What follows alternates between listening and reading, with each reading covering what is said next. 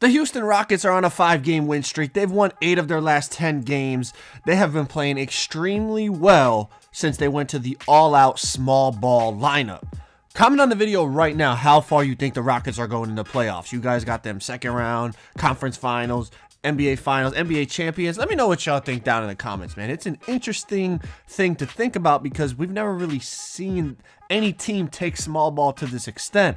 Obviously, the Warriors did their death lineup with Draymond and KD and whatnot. But these dudes literally run a 6'5" PJ Tucker at center. So today we took 99 overall Russell Westbrook and James Harden and went to the twos in the park in NBA 2K20. We have a two-way slashing playmaker representing Russell Westbrook, and then we got a 6'5" playmaker shot creator representing James Harden. Pretty good builds, I think, to represent their play styles.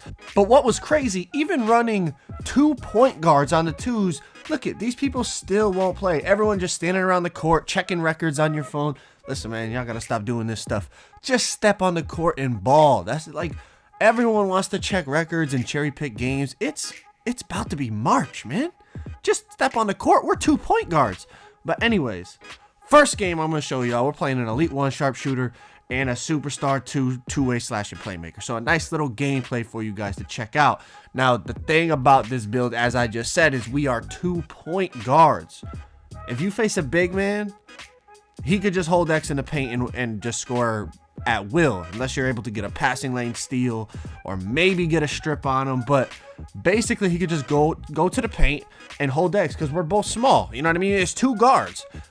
Now, offensively, when we get the ball, there's tons of space. We can both ISO, we can both shoot. It's really tough to stop, similar to real life. But what's crazy is you always hear people on 2K, kind of what I was just describing.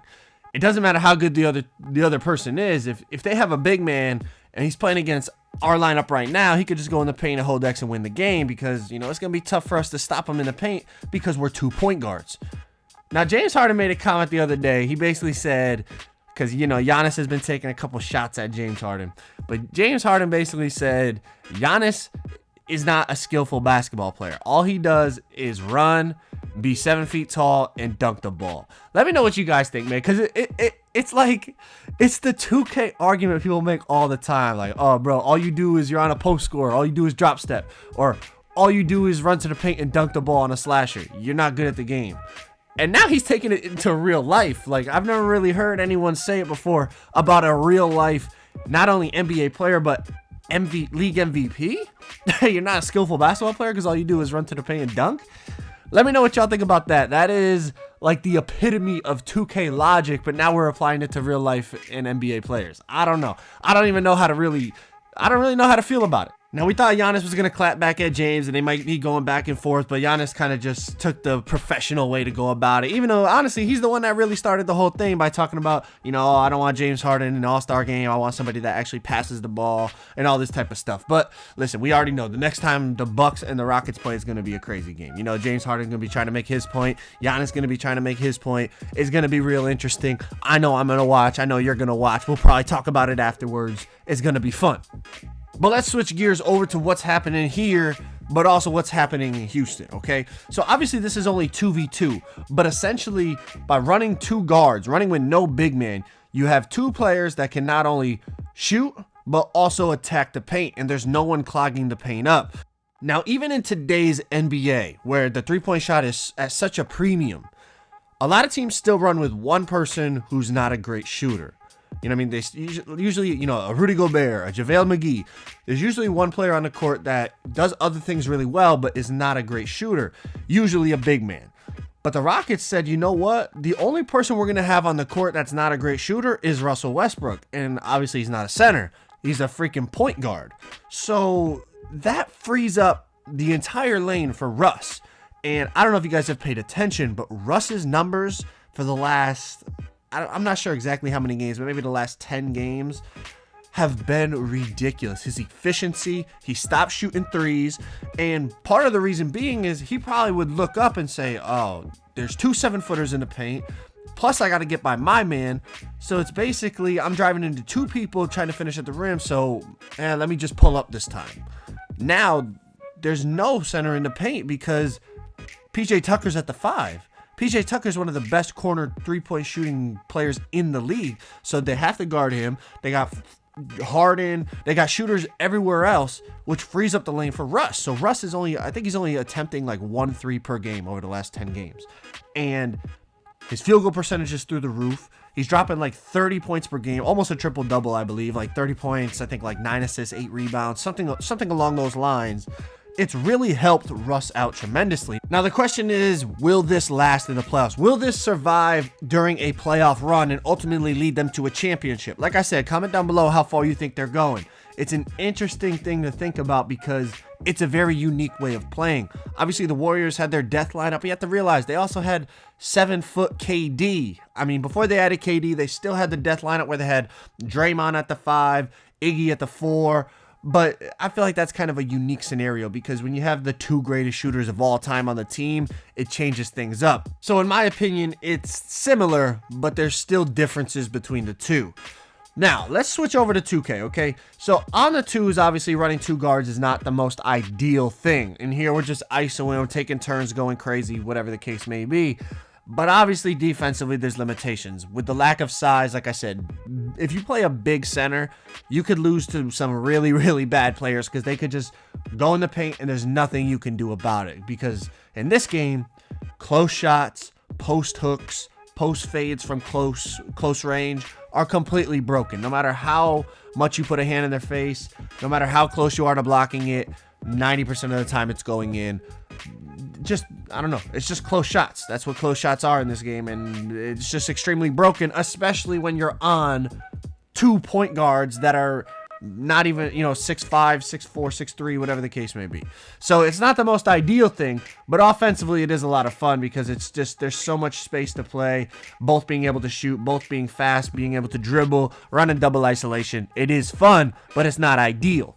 But let me take it to a broader perspective. The way the Rockets play in real life, honestly, is how I like to play in 2K. I hate playing with people who have builds that can't shoot threes.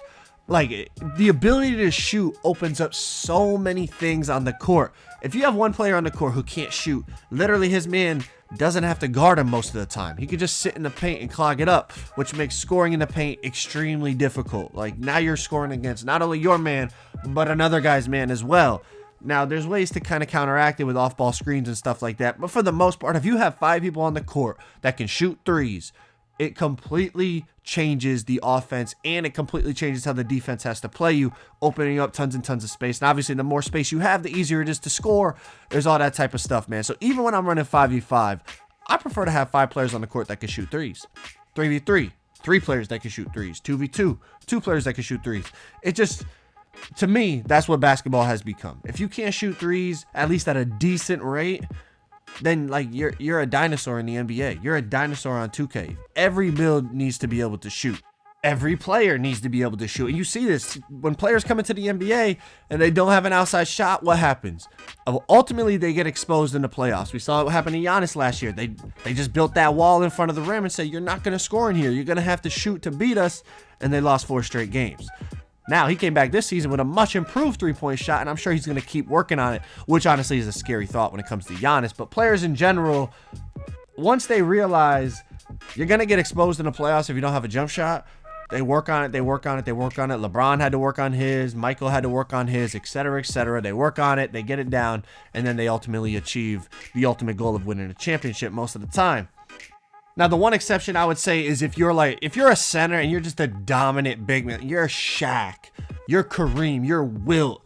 Okay, you don't need an outside shot. You're so dominant inside that unless they double team you, you're going to score a 2 majority of the time. All right, then that's a little different. But for these other guys that are basically perimeter players, that are, they're slashing players, they're guys that want to attack the basket, you got to develop a jump shot. And we've seen it time and time again. And when they ultimately do develop that jump shot, that's when they make it to the promised land, usually. But typically in today's NBA, being able to shoot the 3 ball is almost a necessity at this point for individual players. And the Rockets are just basically taking that to the extreme and saying, all right, we don't need a big man. We don't need a center out there. We're going to have small ball lineup. Everyone can shoot threes. The worst 3-point shooter is the guy with the ball in his hands that's attacking the rack all game long. And then obviously, you know, we have the best scorer in the league, James Harden, over there too, that if we need him to drop 50, he can do it in the blink of an eye. So it's an interesting thing. It's going to be crazy to see how it plays out in the playoffs. As a Laker fan, I'm not going to lie. The Rockets scare me. I feel like if they're hitting threes, they're impossible to stop. Now, if they're missing threes, they're probably going to get blown out. But if they're making threes, they're almost impossible to guard with two guys like Westbrook and Harden handling the ball. I don't know. It's a scary prospect. It's going to be interesting to see what happens. Let me know what you guys think. How far is Houston going in the playoffs? Make sure y'all drop a like on the video. Subscribe if you guys are new. I'll talk to y'all in the next one. I'm out. Peace.